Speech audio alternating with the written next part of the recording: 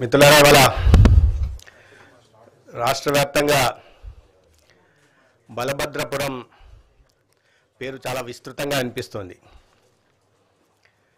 దానికి ప్రధాన కారణం అనపర్తి గౌరవ శాసనసభ్యులు అసెంబ్లీ సమావేశంలో చివరి రోజు నాడు బలభద్రపురంలో అత్యధిక సంఖ్యలో కేసులు నమోదవుతున్నాయని, అత్యధిక సంఖ్యలో మరణాలు సంభవిస్తున్నాయని వారు అసెంబ్లీ వేదికగా ప్రస్తావించారు. వారి వ్యాఖ్యల్ని పరిగణలోకి తీసుకున్న ఆరోగ్య శాఖ ఒక సమీక్ష నిర్వహించి 31 టీంలని బలభద్రపురంకి పంపడం జరిగింది. దాంట్లో కాకినాడ జీజీహెచ్ నుంచి లేదా జిఎస్ఎల్ నుంచి మెడికల్ ఆంకాలజిస్టులని, స్పెషలిస్టులని, అదేవిధంగా అనేక మంది డాక్టర్లని, ఎంఎల్హెచ్పీలని, ఏఎన్ఎంలని, ఆశాలని కూడా 31 మెడికల్ టీంలని అక్కడికి పంపడం జరిగింది. అయితే ఈ వ్యాఖ్యల నేపథ్యంలో ఆంధ్రప్రదేశ్లో ఆరోగ్య శాఖ చాలా ముందుగానే అప్రమత్తమై వీటికి సంబంధం లేకుండా, బలభద్రపురం విషయానికి సంబంధం లేకుండా నాన్ కమ్యూనికబుల్ డిసీజెస్ 3.0 సర్వేలో భాగంగా ఈ రాష్ట్రంలో హైపర్ టెన్షన్, డయాబెటీస్తో పాటు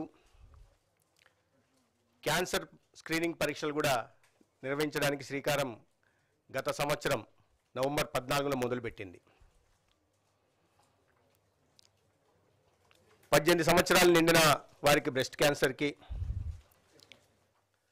30 సంవత్సరాలు నిండిన మహిళలకి సర్వైకల్ క్యాన్సరు, అదేవిధంగా ఓరల్ క్యాన్సరు మొత్తంగా కలిపి 4,09,90,000 అంటే దాదాపు 4,10,00,000 మందికి స్క్రీనింగ్ పరీక్షలు నిర్వహించడం మొదలుపెట్టాం.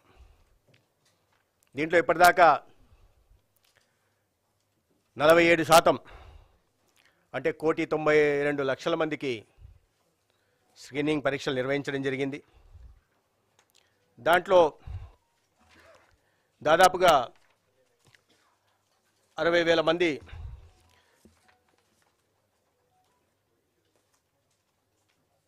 సర్వైకల్ క్యాన్సరు, 50,000 చిల్లర ఓరలు, అదేవిధంగా బ్రెస్ట్ క్యాన్సర్ మొత్తం కలిపి 1,45,000 మంది సస్పెక్టెడ్ కేసెస్ వచ్చాయి. ప్రధానం మీకు నోట్ ఇస్తున్నాం, నోట్లో సంఖ్యలు పూర్తిగా ఇవ్వడం జరిగింది. దీంట్లో నేను కావాలంటే కూడా చెప్తాను. బ్రెస్ట్ క్యాన్సర్ సంఖ్య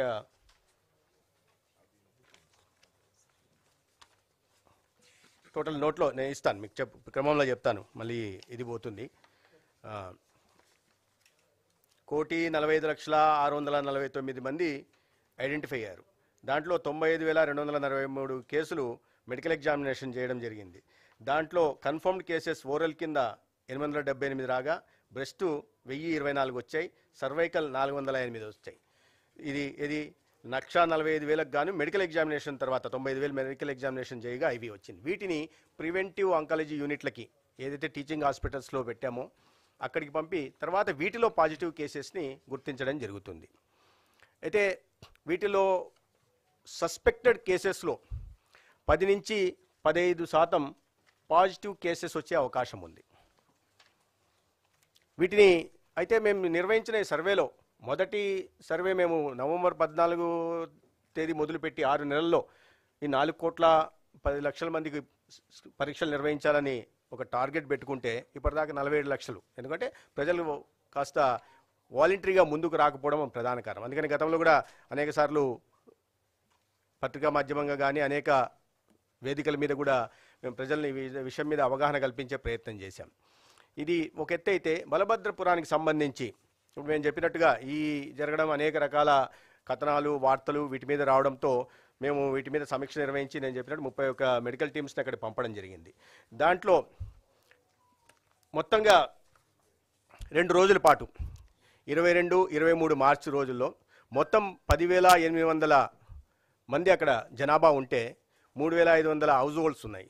వాటిలో ఎలిజిబుల్ 2,803 హౌస్ హోల్డ్స్కి గాను 8,830 ఇండివిజువల్స్ని ఎలిజిబుల్ అంటే 18 లోపల చిన్న పిల్లలు చేయం కాబట్టి ఆ ఎలిజిబుల్ క్యాండిడేట్లని 8,830 మందిని చేయగా దాంట్లో 38 కేసులు సస్పెక్టెడ్ కేసెస్ వచ్చాయి. గతంలో ఇప్పటికే కన్ఫర్మ్ అయ్యి ట్రీట్మెంట్ తీసుకుంటున్న కేసులు 17 కేసులు ఉన్నాయి. కన్ఫర్మ్ అయ్యి ట్రీట్మెంట్ పూర్తయిన కేసులు 15 కేసులు ఉన్నాయి. అంటే ఇప్పటికే ఆ గ్రామంలో ఉంటున్న కన్ఫర్మ్ అయ్యి ట్రీట్మెంట్ తీసుకుంటున్న కేసులు, ట్రీట్మెంట్ పూర్తయిన కేసులు 32 ఉన్నాయి. గత 3 సంవత్సరాల్లో బలభద్రపురం గ్రామంలో క్యాన్సర్ కారణంగా 19 మరణాలు సంభవించాయి. ఇప్పుడు 32 యాక్టివ్ కేసెస్ ఉంటే, కన్ఫర్మ్డ్ పాజిటివ్ కేసెస్ ఉంటే 38 సస్పెక్టెడ్ కేసెస్లో 10 నుంచి 15% అంటే 5 నుంచి 6 రావచ్చు, 4 రావచ్చు, లేదా 6 రావచ్చు, లేదా 3తో ఆగిపోవచ్చు కూడా. సో ఇంకో 32కు ఇంకో 3 నుంచి 5, 6 దాకా పెరిగే అవకాశం ఉందండి. పూర్తిగా దాన్ని బట్టి చూస్తే మనకు అర్థమయ్యేది ఏంటంటే 35 నుంచి 38 దాకా కేసులు ఉండే అవకాశం ఉంది. ఇది ప్రధానంగా కారణం. ఇది గ్లోబోకాన్ దీని ప్రకారం 2022లో ఆంధ్రప్రదేశ్లో మొత్తం కేసులు 14 లక్షల, ఇండియాలో భారతదేశంలో 14,13,000 వచ్చాయి. ప్రపంచవ్యాప్తంగా 19 మిలియన్ కొత్త కేసులు వచ్చాయి. మన ఆంధ్రప్రదేశ్లో 73,000 కొత్త కేసులు వస్తే దాంట్లో 40,000 మరణాలు సంభవించాయి. అందుకని దాన్ని ప్రామాణికంగా తీసుకొని కొత్త కేసులు పెరుగుతున్న నేపథ్యంలోనే మేము ముందుగానే స్క్రీనింగ్ పరీక్షలు మొదలుపెట్టాం. అయితే ప్రపంచవ్యాప్తంగా ఈ ప్రివలెన్స్ రేటు ఒక గ్లోబల్ బర్డన్ ఆఫ్ డిసీజ్ కింద 1,00,000 జనాభాకి 367 ప్రివలెన్స్ రేటు 367 ఉండాలి. అయితే మన భారతదేశంలో అది 319 ఉంది. 19 ఉంది. 10,000 జనాభాకి అంటే 1,00,000 జనాభాకి 367 అనుకుంటే 10,000 జనాభా ఉన్న ఈ గ్రామంలో 36 కేసులు ఉండాలి. అంటే దాన్ని బట్టి చూస్తే ఇది అసాధారణంగా కేసులు పెరగడం లేదు, లిమిట్స్లో ఉన్నాయని చెప్పే ప్రయత్నం చేస్తున్నాం. ఎందుకంటే దీంట్లో చాలా అబ్నార్మల్గా కేసులు పెరుగుతున్నాయి అనే ఒక భావన, ఒక భయాందోళనలు ప్రజల్లోకి వెళ్ళి ఒక ప్యానికీ సిచ్యుయేషన్ క్రియేట్ అయింది. ఎందుకంటే అనేక మీడియాలు నేను చూస్తుంటే ప్రతి పేపర్లో దీన్ని హైలైట్ చేశాయి. మంచిది, చాలా మంచిది. ఎందుకంటే మీడియా ఇటువంటి విషయాల్ని హైలైట్ చేయాలి, ప్రభుత్వం దృష్టికి తీసుకురావాలి. అప్పుడే ప్రభుత్వం స్పందించి దానికి తగిన నివారణ చర్యలు తీసుకోవడానికి అవకాశం ఉంటుంది. కాబట్టి సో ఏదేమైనప్పటికీ నేను గౌరవ శాసనసభ్యులు రామకృష్ణారెడ్డి గారిని ప్రత్యేకంగా అభినందిస్తున్నాను. ఎందుకంటే మేము ఇన్ని నెలలుగా ఈ క్యాన్సర్ స్క్రీనింగ్ మీద అవగాహన కార్యక్రమాలు నిర్వహిస్తూ పింక్ రిబ్బన్ కార్యక్రమం పేరుతోనో లేదా క్యాన్సర్ సర్వైవర్స్తో గౌతమి గారు లాంటి నటీమణులతో కానీ ఈ అవగాహన కార్యక్రమాలు నిర్వహిస్తూ మొత్తం 30,000 మంది మా టీం హెల్త్ ప్రొఫెషనల్స్ దీంట్లో భాగమై ఉన్నారు. నిర్వహించలేని అంటే ఆ అవగాహన కల్పించలేని అసెంబ్లీలో వారి వేదికగా మాట్లాడడం కారణంగా రాష్ట్ర వ్యాప్తంగా అది ఒక చర్చనీయాంశం అయింది. దాన్ని బట్టి కాస్త భయాందోళనలు కూడా వచ్చాయి. దాని కారణంగా కాస్త ప్రజలు ఇప్పటికైనా ఈ స్క్రీనింగ్ పరీక్షలు, ఉచితంగా నిర్వహించే స్క్రీనింగ్ పరీక్షలు తీసుకోవడానికి ముందుకు వస్తారు. దాంట్లో భాగంగా ఇవాళ మేము మీకు చాలా డీటెయిల్డ్ నోట్ ఇచ్చాం. దీంట్లో మీరు వాటిని చూస్తే అర్థమవుతుంది. అయితే ఇక్కడ భయాందోళన చెందాల్సిన అవసరం లేదు, లిమిట్లో ఉందనే చెప్పే ప్రయత్నం చేస్తున్నాం. దానికోసం 2 రోజుల పాటు పూర్తిగా ఎందుకంటే ఓమి బాబా క్యాన్సర్ ఇన్స్టిట్యూట్ కూడా దీన్ని ఇన్వాల్వ్ చేయడం జరిగింది. అయితే కొన్ని చోట్ల కొన్ని ఇవి వచ్చాయి, అంటే కింద ఆశా వర్కర్లు వెళ్ళి చూస్తే సరిపోతుందా, స్పెషలిస్టులు చూడాలి కదా అనే ఉద్దేశంతో. అయితే ఇక్కడ ఆశా వర్కర్లు చూడరు, ఆశా వర్కర్లు ఫెసిలిటేట్ చేస్తారు. ఈ సిహెచ్ఓలు, community health officer, BSc nursing చేసిన వాళ్ళు ఎవరు ఉన్నారు, ఎందుకంటే వీళ్ళకి ట్రైనింగ్ ఇవ్వడం జరిగింది. అదేవిధంగా పిఎస్సీలో పనిచేసిన మెడికల్ ఆఫీసర్లకు కూడా ట్రైనింగ్ ఇవ్వడం జరిగింది. వీళ్ళు ప్రాథమికంగా గుర్తిస్తారు. దానికి కొన్ని క్వశ్చనీర్ ఉంది, కొంత ఎక్విప్మెంట్ ఉంది, దాని ప్రకారం ప్రాథమికంగా గుర్తించే పని చేస్తారు. లేదా సర్వైకల్ క్యాన్సర్కి ఆయుష్మాన్ ఆరోగ్య మందిర్కి వస్తే టెస్ట్ చేస్తారు, ఇవే స్పెక్యులంతో టెస్ట్ చేస్తారు.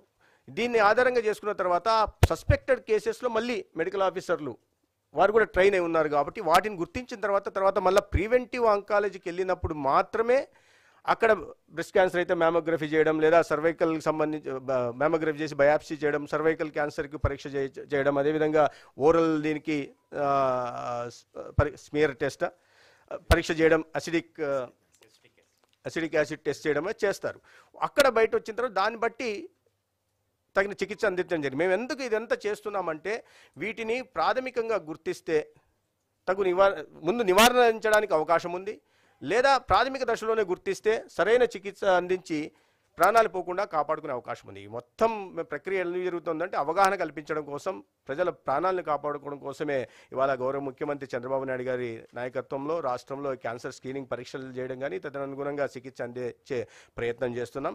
మీరు దేశవ్యాప్తంగా ఈ మన దేశంలో చూస్తే బ్రెస్ట్ క్యాన్సరు 89.63% ఉంది. మన రాష్ట్రంలో అది 59.81% ఉంది. టాప్ 5 క్యాన్సర్స్ని తీసుకుంటే ఈ బర్డెన్ ఆఫ్ డిసీజు ఇంత ఉంది. Burden of disease prevalence rate కదా, ఇది 367 ఏదైతే ప్రివలెన్స్ రేట్ ఉందో 367లో వాటిలో పర్సంటేజ్లుగా చూసుకుంటే టాప్ 5 క్యాన్సర్స్ వచ్చేసి బ్రెస్ట్ క్యాన్సర్స్లో 89.60 అయితే మన దగ్గర 59.81 ఉంది. అదేవిధంగా ఈ హెమటోపోయిటిక్ వీటిలో బ్లడ్ రిలేటెడ్ 34.83 ఉంటే అది ఒక్కటే మన దగ్గర కాస్త ఎక్కువ ఉంది. 34.83 నేషనల్ యావరేజ్ అయితే మన దగ్గర 37.40 ఉంది. అదేవిధంగా సర్వైకల్ క్యాన్సర్ చూస్తే 33.98 నేషనల్ యావరేజ్ అయితే మన దగ్గర 30.06% ఉంది. లిప్ అండ్ ఓరల్ క్యావిటీ 23.80 అయితే మన దగ్గర 13.69 ఉంది. దాన్ని బట్టి మనం అర్థం చేసుకోవాల్సిందంటే ఓరల్ క్యావిటీ తక్కువ ఉన్నాయంటే మన దగ్గర కాస్త ఈ పొగాకు వాడకం తక్కువ అని చూడాలి ఉత్తరాది రాష్ట్రాలతో పోలిస్తే. అదేవిధంగా కలోన్ రెక్టమ్ 18.29 అయితే 9.26 ఉంది. ఇది 1,00,000 జనాభాకి ప్రివలెన్స్ రేటు 367 అయితే దాంట్లో ప్రామాణికంగా తీసుకొచ్చినవి ఇవి. అదేవిధంగా నేను ఈ సంఖ్యలు అయితే మీకు చెప్పడం జరిగింది, ఎంతమందిని స్క్రీనింగ్ చేశాము ఎంత అనే విషయాన్ని కూడా చెప్పాను. ఈ ఒక అనపర్తి నియోజకవర్గాన్ని ఒక యూనిట్గా తీసుకొని పరీక్షలు చేస్తే 2,33,367 జనాభా అయితే ఎలిజిబుల్ జనాభా. దాంట్లో మనం స్క్రీనింగ్ చేసింది ఇప్పటికీ 1,19,000 అంటే 51.1% స్క్రీనింగ్ పూర్తి చేశాం. దాంట్లో suspected cases 736 identified suspected cases. Medical examination పోయింది 574 కేసులు.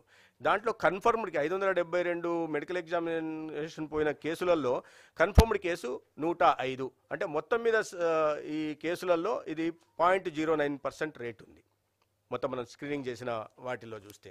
అదేవిధంగా బాలభద్రపురానికి చూస్తే నేను కొత్తగా వచ్చిన సంఖ్య 38 అని చెప్పాను ఇటీవల మా స్క్రీనింగ్లో సస్పెక్టెడ్ కేసెస్. దాంట్లో సస్పెక్టెడ్ కేసెస్ ఓరల్ 6 అయితే బ్రెస్ట్ 6, సర్వైకల్ 7, లంగ్ 3, మల్టిపుల్ 14. ఇది ఎందుకు చెప్తున్నామంటే దీనికి ఒక క్యాన్సరు ఒక ఆర్గాన్ ఎఫెక్ట్ కావట్లేదు క్యాన్సర్ కారణంగా. ఈ మల్టిపుల్ ఇవి ఉన్నాయి, రకరకాలుగా ఉంటున్నాయి. కాబట్టి దీంట్లో ఆందోళన చెందాల్సిన అవసరం లేదు. ఒక ప్రత్యేక కారణాల కారణంగా ఈ క్యాన్సర్ కేసులు పెరుగుతున్నాయనే వాదనలో కూడా వాస్తవం లేదనే విషయాన్ని తెలియజెప్పే ప్రయత్నం చేస్తున్నాను. అదేవిధంగా చాలా రకరకాల డేటాను తీసుకొని విశ్లేషించడం జరిగింది.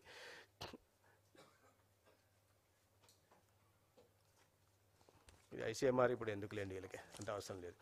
మేము దీన్ని కూడా క్యాన్సర్ ట్రీట్మెంట్లో వీటి కింద ఎన్టీఆర్ వైద్య సేవ కింద కూడా తీసాం. నేను చెప్పినట్టుగా కేసెస్ అయితే మనం 1,13,363 కేసుల్లో 22-25 నుంచి ఎన్టీఆర్ వైద్య సేవ కింద ట్రీట్మెంట్ తీసుకున్న వాళ్ళు 3 ఇయర్స్లో టాప్ డిస్టిక్ కాకినాడ ఉంది 5.23, అది కూడా విత్ ఇన్ లిమిట్స్ ఉంది. ఎక్కువ తర్వాత హైయెస్ట్ క్యాన్సర్ కేసులు ప్రివలెన్స్ ఉంటున్న జిల్లాల్లో విజయనగరం, శ్రీకాకుళం, గుంటూరు, విశాఖపట్నం. అంటే అది ఏవి ప్యానిక్ కావాల్సిన అవసరం లేదు, ఆందోళన చెందాల్సిన అవసరం లేదు, లిమిట్స్లో ఉన్నాయి. అయితే మన రాష్ట్రంలో కొన్ని ఎక్కువ మిగతా జిల్లాలతో పోలిస్తే ఎక్కువ ఉన్న వాటిల్లో కాకినాడ మొదటి స్థానంలో ఉంటే విజయనగరం, శ్రీకాకుళం, గుంటూరు, విశాఖపట్నం తర్వాత ఉన్నాయి. ఇవి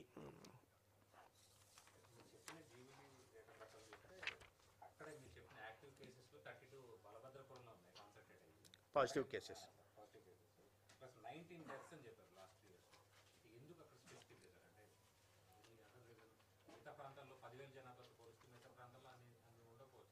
మీరు ఎక్కడ కూడా ఆల్మోస్ట్ ఈ డెత్ పర్సంటేజు 50% దాకా ఉంటుంది. 45 to 47% ఉంటుంది. నేను చెప్పాను కదా 22లో మనం డేటా చూస్తే 73,000 కేసులు ఉంటే దాంట్లో 40,000 చిల్లర మరణాలు సంభవించాయి, 40,500 మరణాలు సంభవించాయి. సో ఆ రేషియోలోనే ఇక్కడ కూడా సంభవించాయి తప్పిస్తే అసాధారణంగా లేవు అనే విషయం అర్థం చేసుకోవాలి.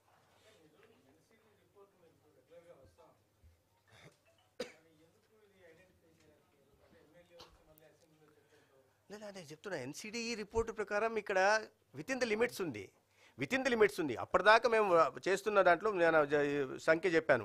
అప్పటికి మేము ఇక్కడ ఏది అనపర్తిలో 51.12% చేశామని చెప్పాము. రాష్ట్ర వ్యాప్తంగా సగటు 47% అయితే అక్కడ 51, బలభద్రపురంలో కూడా అదే శాతంలో చేసి ఉంటాం. ఇదైతే ఎమ్మెల్యే గారు దాన్ని ప్రస్తావించారు. ఆ ప్రస్తావించిన తర్వాత 100% చేశాం ఎలిజిబుల్ వాళ్ళందరికీ. చేస్తే కూడా అది సస్పెక్టెడ్ కేసెస్ 38 వచ్చాయి. దాంట్లో నేను చెప్పినట్టుగా 10 to 15% పాజిటివ్ కేసెస్ అయ్యే అవకాశం ఉంది. So with in the limits.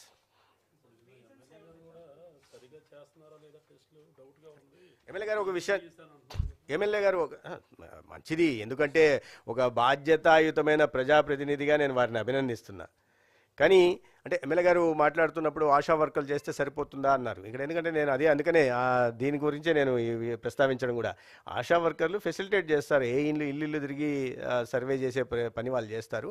అయితే పరీక్షలు నిర్వహించే పని మాత్రం trained CHOs, community health centres, వీళ్ళకి దగ్గర 6 నెలల పాటు దీని గురించి హోమీ బాబా క్యాన్సర్ ఇన్స్టిట్యూట్ ద్వారా ట్రైనింగ్ ఇవ్వడం జరిగింది.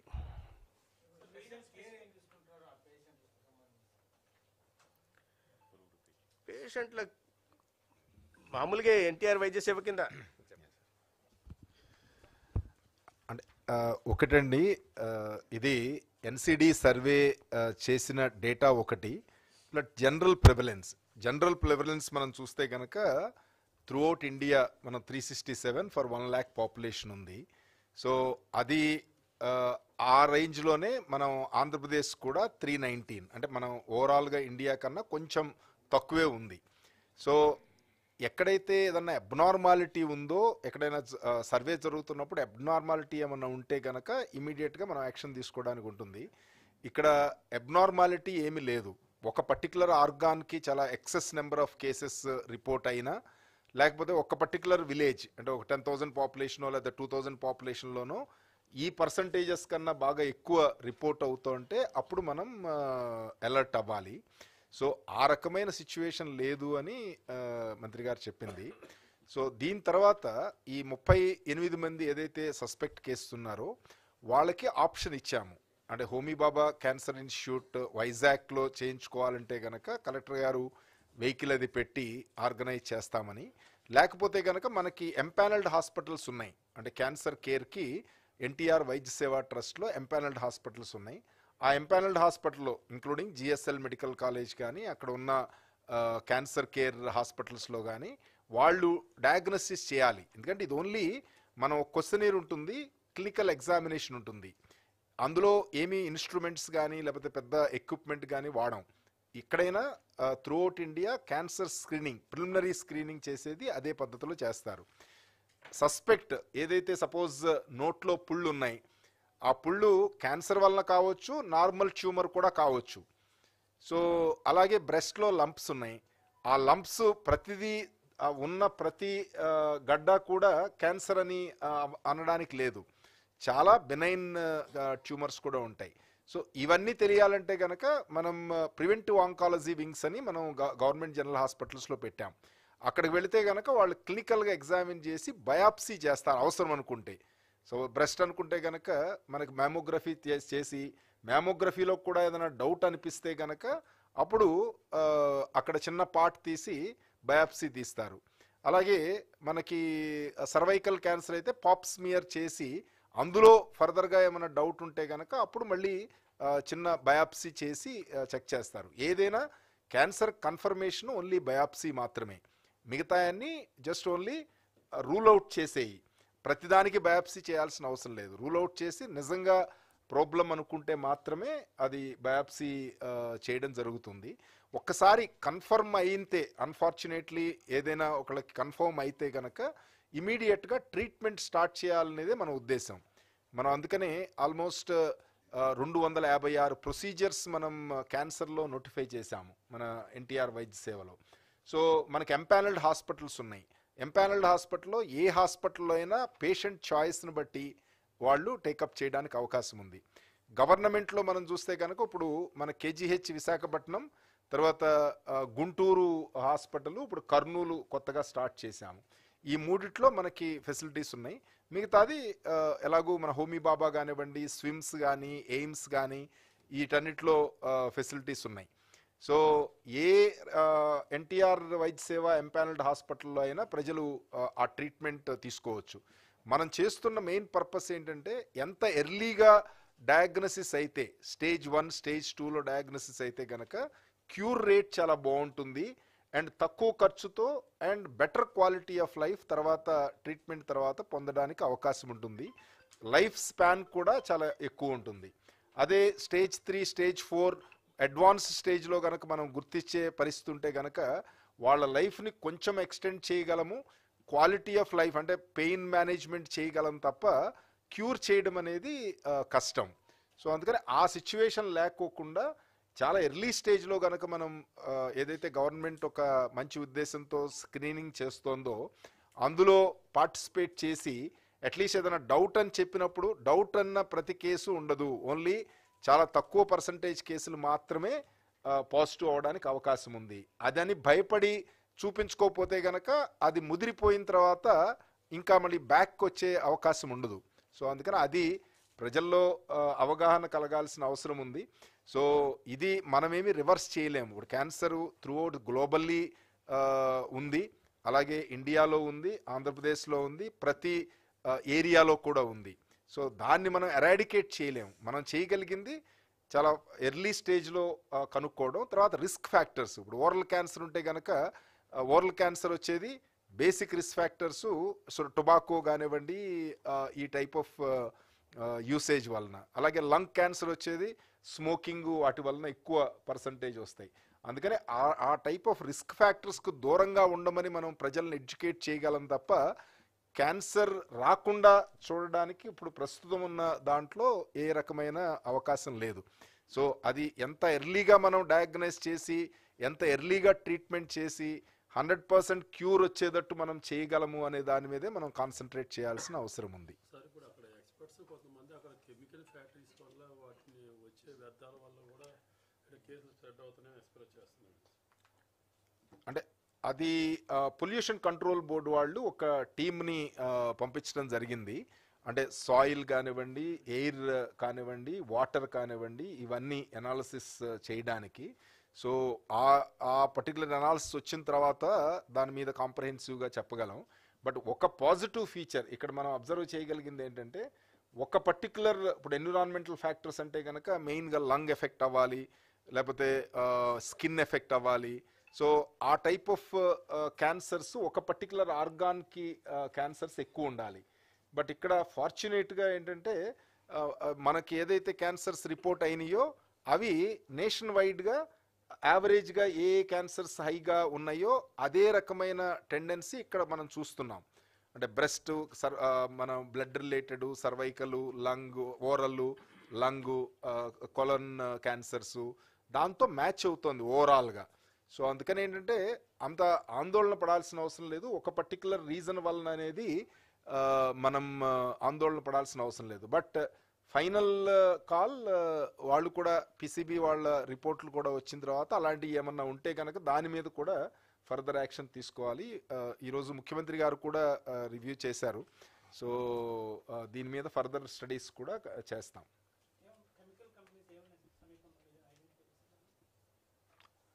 అంటే కాస్టిక్ సోడా ప్రొడ్యూసింగ్ గ్రాసిమ్ ఉందని చెప్పారు. అలాగే కలెక్టర్ గారితో చెప్పాము, అంటే చుట్టుపక్కల ఉన్న ఇండస్ట్రీసు, ఏ టైప్ ఆఫ్ ఇండస్ట్రీసు, ఎఫ్లూయెంట్సు ఇవన్నీ కూడా స్టడీ చేయమని. సో బట్ ఇందాక చెప్పినట్లు ఒక particular type of cancer prevalence ఎక్కువ లేదు కాబట్టి సో ఇమీడియట్గా మనం ఏమీ ఆందోళన పడాల్సిన అవసరం లేదు.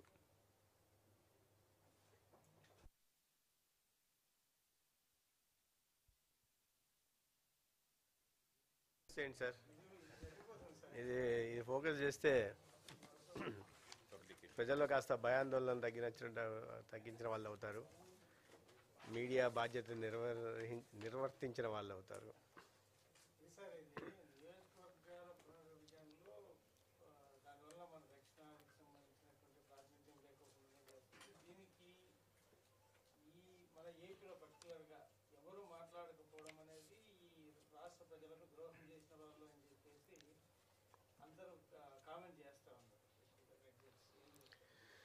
సార్ డీలిమిటేషన్ కమిటీ వేస్తారు, దానికి ఒక డ్యూ ప్రొసీజర్ ఉంటుంది.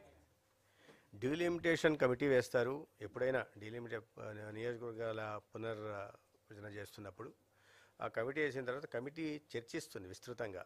చర్చించిన తర్వాత కొన్ని విషయాలను జనాభా కానీ ఇతర విషయాలను ప్రాతిపదికగా తీసుకొని పునర్విభజన జరుగుతుంది. గతంలో అదే జరిగింది, రాబోయే రోజుల్లో కూడా అదే వస్తుంది.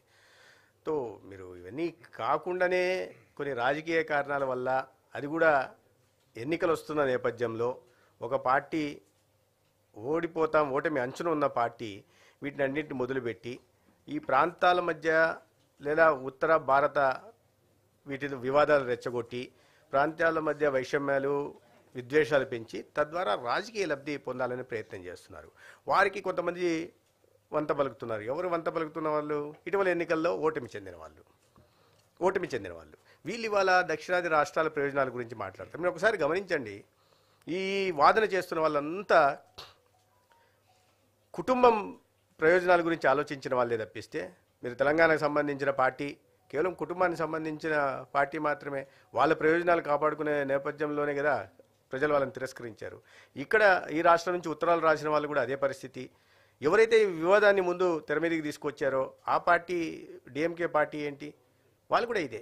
గతంలో హిందీ భాషను ఇదిగా చూపించి పూచిగా చూపించి ఆనాడు అధికారంలోకి వచ్చారు, దాన్నే కొనసాగిస్తూ వచ్చారు. ఇప్పుడు ఈ విషయాన్ని ఎత్తుకున్నారు. ముందు భాష గురించి బలవంతంగా రుద్దుతున్నారు. బలవంతంగా హిందీని రుద్దట్లేదు, త్రిభాషా విధానం మాత్రమే ఉండాలా, ఏదైనా భాషను ఎంచుకోండి అని చాలా స్పష్టంగా చెప్పారు. అదిగాక మొన్న హోంశాఖ మంత్రులు చాలా స్పష్టంగా పార్లమెంట్ వేదికగా చెప్పడం జరిగింది. మరి ఏమన్నారు? మేము వైద్య విద్యని సాంకేతిక విద్యను కూడా మీ మాతృభాషలో చేయమంటుంటే మీరు ఎందుకు చేయట్లేదు అంటే, మీ ఆర్థిక ప్రయోజనాలు దెబ్బతింటాయంటే దానికి సమాధానం చెప్పట్లే. కాబట్టి కొత్త వాదాన్ని తీసుకొచ్చారు, తెర మీదకి తీసుకొచ్చారు. అసలు ఈ దేశంలో రాష్ట్రాల మనోభావాలను కూడా పరిగణలోకి తీసుకొని ఒక పాలన అందించే ప్రక్రియ 10 సంవత్సరాల క్రితం నరేంద్ర మోడీ గారు ప్రధానమంత్రి అయిన తర్వాత మొదలైంది. కోఆపరేటివ్ ఫెడరలిజానికి కొత్త నిర్వచనం చెప్పి రాష్ట్రాల అభిప్రాయాలను పరిగణలోకి తీసుకుని పాలన సాగిస్తున్నారు. అందుకనే మీకు లేకపోతే గతంలో డెవల్యూషన్ ఆఫ్ ఫండ్స్ 32% ఉంటే దాన్ని తీసుకొచ్చి 42% చేశారు. ఎందుకంటే రాష్ట్రాలను కూడా ఈ అభివృద్ధిలో భాగస్వామ్యం చేయాలనే ఉద్దేశంతో చేసిన పనులు. దాన్ని తప్పు పట్టడం కరెక్ట్ కాదు. సమయం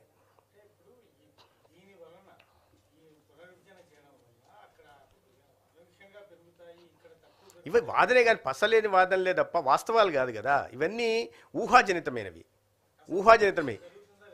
అది ఎలా తెలుస్తుందండి? ఏ ప్రాతిపదిక చేస్తున్నారు ఏంటనేది డీలిమిటేషన్ కమిటీ వేసిన తర్వాత ఆ కమిటీ అనేక విషయాల్ని పరిగణలోకి తీసుకున్న తర్వాత పునర్విభజన ఏ రకంగా జరగాల, ఏ మోతాదులో జరగాల, ఏ రేషియో చేయాలనే నిర్ణయిస్తుంది. అప్పుడు రాష్ట్రాలను కూడా మాట్లాడడం జరుగుతుంది. రాష్ట్రాల అభ్యంతరాలు కూడా చెప్పొచ్చు ఈ విషయాల మీద. అట్లా కాకుండా ఊహాజనితంగా ఈ లోపల ఎన్నికలు వచ్చేస్తున్నాయి కదా.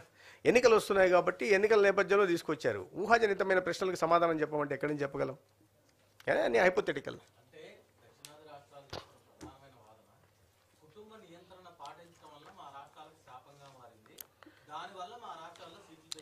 కేవలం జనాభా ప్రాతిపదికన మాత్రమే చేస్తామని చెప్పి కూడా ఎక్కడ చెప్పలేదు కదా. అనేక విషయాల్ని పరిగణలోకి తీసుకుంటారు. చూద్దాం కమిటీ వచ్చిన తర్వాత ఏ విషయాల్ని పరిగణలోకి తీసుకుంటారన్న విషయం చూసిన తర్వాత కదా. ఇప్పుడు సడన్గా ఇప్పుడు ఎందుకు తీసుకొచ్చారు? డీలిమిటేషన్ కమిటీ ఏమైనా వేశారా? చెప్తున్నా, డీలిమిటేషన్ కమిటీ ఎవరున్నారు?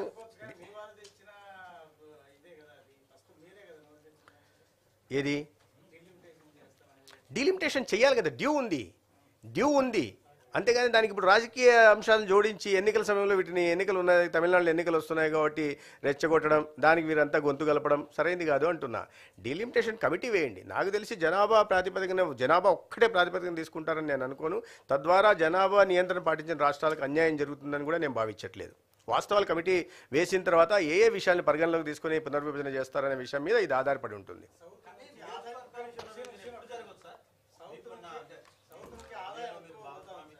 సరే 26లో డీలిమిటేషన్ నియోజకవర్గాల పునర్విభజన జరగాల. జరిగితే అది 29 ఎన్నికల నాటికి జనరల్ సార్వత్రిక ఎన్నికల నాటికి పూర్తి అయిపోయి ఆనాడు ఆ ప్రాతిపదికగా 2029 లోక్సభ ఎన్నికలు జరగాల్సింది.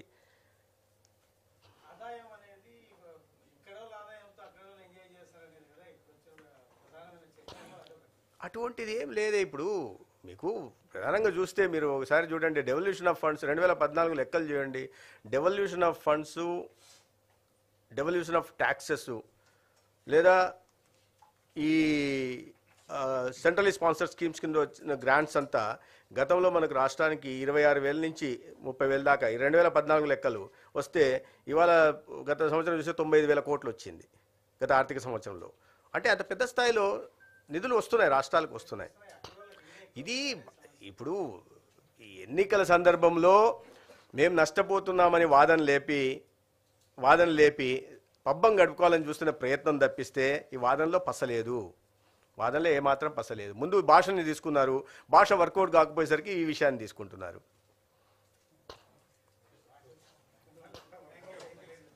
భాష వర్కౌట్ కాల, అందుకని ఇప్పుడు ఈ జనాభా ప్రాతిపదిక సీట్లు తగ్గిపోతాయి అని ఈ కొత్త వాదన తీసుకొచ్చారు.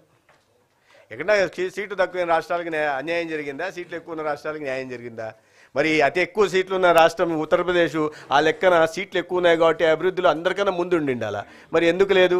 అతి తక్కువ సీట్లు 20 సీట్లు ఉంటున్న కేరళ అభివృద్ధిలో కాస్త ముందు ఉంటుంది. కారణం ఏంటంటే అవి సీట్ల కారణంగా అభివృద్ధి జరుగుతుంది అనేది కాదు, పొలిటికల్ విల్ కారణంగానే అభివృద్ధి జరుగుతుంది ఏ రాష్ట్రంలో అయినా. అది ప్రధానంగా చూడాల్సింది.